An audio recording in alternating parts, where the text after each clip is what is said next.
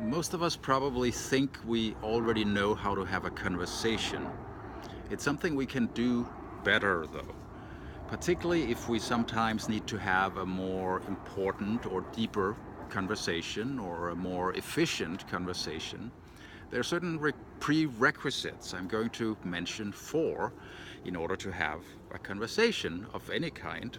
First, you need to be able to listen.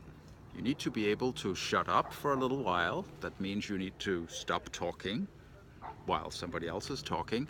You also need to be quiet inside, at least a little bit, while you're giving your attention to somebody else to try to understand what they're saying. So you will give them the time, give them your focus, and you will try to get what they're saying. Next, number two, you need to be able to formulate your own thoughts. When you need to speak, it's not just letting everything flow out of your mouth. It's not just every thought that happens to pop into your head that you need to say. It's rather picking something that's relevant to the situation and to what the other person maybe has said, and to try to format that into a whole thought that you can then present and deliver to the other person or the other people who are present. Next, number three, you need some kind of situational awareness. That's maybe a little bit harder. You need to have a sense of, are the other people ready to hear what you would like to say? What's currently going on here? What's the situation? You need to have a sense of how well that's going and have a sense of when things are done, like maybe when the conversation is done or when something has been said, or it's a good time to have a pause or change the subject.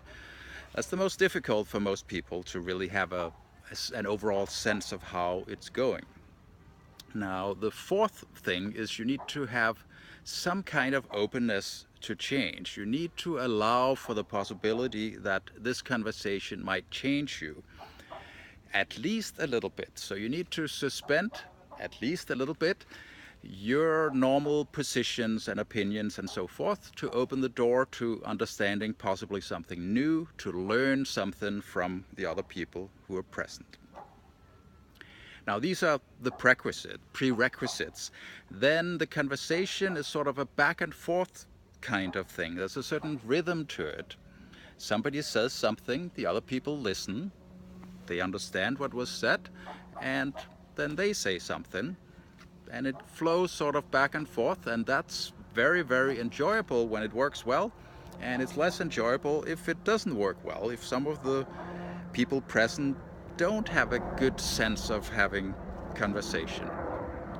Anyway, when the rhythm flows well, it's a joy. So let me repeat the points. You need to be able to listen. You need to be able to formulate thoughts. You need situational awareness. And you need to allow for the possibility to change. With that, we can have wonderful conversations.